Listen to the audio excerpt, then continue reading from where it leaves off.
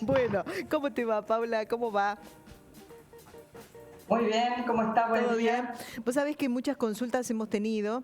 Hay una realidad y es la de las empleadas domésticas. Muchas empleadas que querían ir a trabajar, que evidentemente no podían y no pudieron hacerlo durante la cuarentena.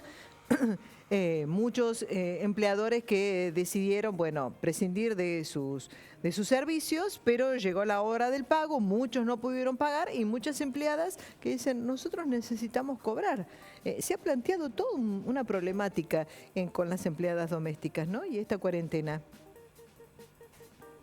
Sí, bueno, el sector de servicio doméstico tenemos que recordar que eh, es muy distinto al de una empresa común y corriente, porque en realidad de los dos lados hay familias, ¿no? Entonces, siempre hay que ir contemplando ambas situaciones. Lo que se estableció por decreto para la cuarentena es general, no hay reglas particulares que hagan a las empleadas domésticas.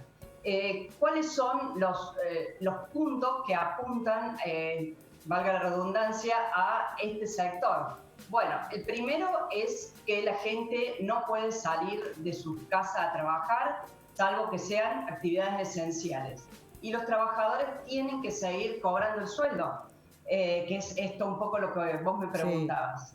Esa es como la regla general. Entonces, el servicio doméstico entra dentro del resto de las actividades económicas, los trabajadores siguen cobrando el sueldo, pero no van a trabajar salvo que sean actividades esenciales. ¿Cuáles son esas actividades esenciales? Bueno, uno de los puntos que tampoco es específico para el servicio doméstico, pero que se puede tomar como analogía, es el de asistencia a niños y a ancianos, que eso está permitido salir para realizar esas actividades. Entonces, hay una categoría de servicio doméstico, que es la categoría 4 de cuidado de personas, que se puede contemplar dentro de esta situación.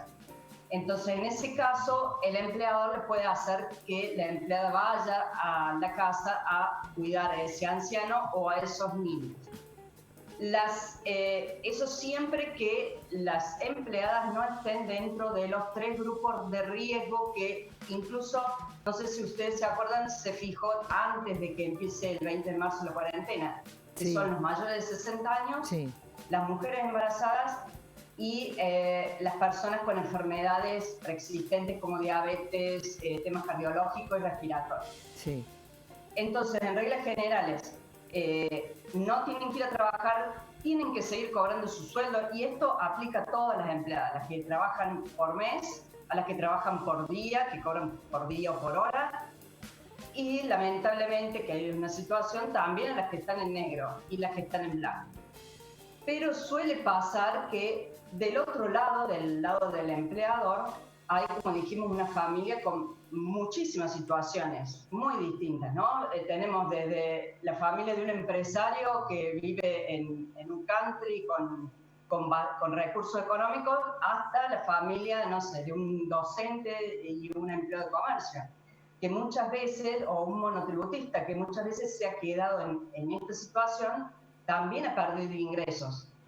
Entonces, se dan situaciones como conflictivas y la recomendación acá siempre es tratar de llegar a algún acuerdo, negociar, actuar de buena fe, porque hay gente que podrá, otra que no podrá, y tratar de acordar algo lo mejor posible para seguir esa relación laboral que va a seguir posteriormente de esta cuarentena, ¿no?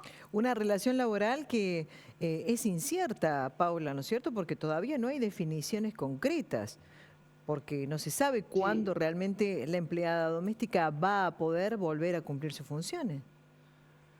claro, ya estamos llevando bastante tiempo, un mes, pasado el mes, vamos a ir un mes y medio. Acá en la ciudad de Córdoba tenemos todavía, se sigue extendiendo, no hay ninguna flexibilización, así que se empiezan a generar situaciones complicadas.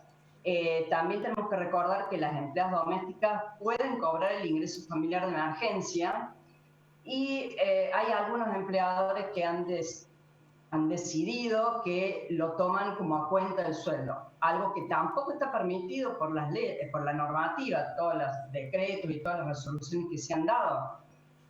Pero bueno, también habría, como decía antes, si la familia que contrata a esa empleada tiene una situación complicada, porque también les ha bajado los ingresos, hay muchos, bueno, como decíamos, hay muchos sectores que la mayoría de que les ha bajado los ingresos y tampoco pueden trabajar. Entonces ahí también habrá que empezar a dialogar y ver cómo hacer para flexibilizar un poco esa situación. ¿Qué pasa, Paula, si en esta época... de si va o no. Perdón. ¿Qué pasa, digo, si en esta época las echan? ¿Deciden prescindir de su servicio? Está prohibido el despido. Acá en el caso del sector del servicio doméstico también se aplica el decreto que prohíbe los despidos desde el día de la cuarentena, desde el 20 de marzo. Y además recordemos que desde diciembre del año pasado hasta junio por ahora rige la doble indemnización. O sea que si vos despedís a una persona, esto del servicio doméstico, de cualquier rubro, hay que pagarle el doble en concepto de indemnización. Pero además está prohibido el despido, así que si uno hace un despido, en ese caso la empleada tiene todos los recursos para ir digamos, ante el Ministerio de la Justicia para que no sea efectivo. Claro. En estos casos, si hay complicaciones, lo mejor es tratar de dialogar acá. Fíjense que en el tema de las empresas se ha dado como una solución porque se dialoga las empresas con los gremios y se están acordando suspensiones con reducción salarial. Pero en el caso de las empleadas domésticas es muy complicado, muy difícil, porque cada situación es muy distinta y tampoco está habilitado. Entonces, ahí hay que tratar de llegar a algún acuerdo si la familia no lo puede pagar, si la empleada cobró el IFE, por ejemplo, y tratar de llegar a algo, pero es un acuerdo entre partes. Claro. Y siempre sabiendo que la normativa lo que exige es que se pague el sueldo completo. Claro. Y pensando que después tenemos que seguir trabajando juntos, ¿no es cierto? Porque claro, esa tiene que ser la mentalidad, de decir, bueno, esta coyuntura la atravesamos juntas, ponemos de ambas partes un poquito cada uno como se pueda, o renegociamos para futuro, o tratamos de ver cómo podemos compensar con el tema del aguinaldo y demás. Bueno, pero se sigue trabajando juntos, ¿no? La buena voluntad de ambas partes. Sí, así es. Pensemos que es alguien que va todos los días a nuestra casa y está en la familia y bueno, hay que tener una buena relación, ¿no? Y para seguir más adelante. Así que difícil la situación para todos, para las empleadas y para los empleadores. Todo el mundo está complicado, uno lo ve todos los días. Pero bueno, hay que tratar de llegar a un acuerdo lo mejor posible, siempre con la buena fe. Esto hay que ponerlo en práctica siempre. Exactamente, eso en todo tipo de negociación, Paula, la buena fe y la buena voluntad. Gracias, Paula.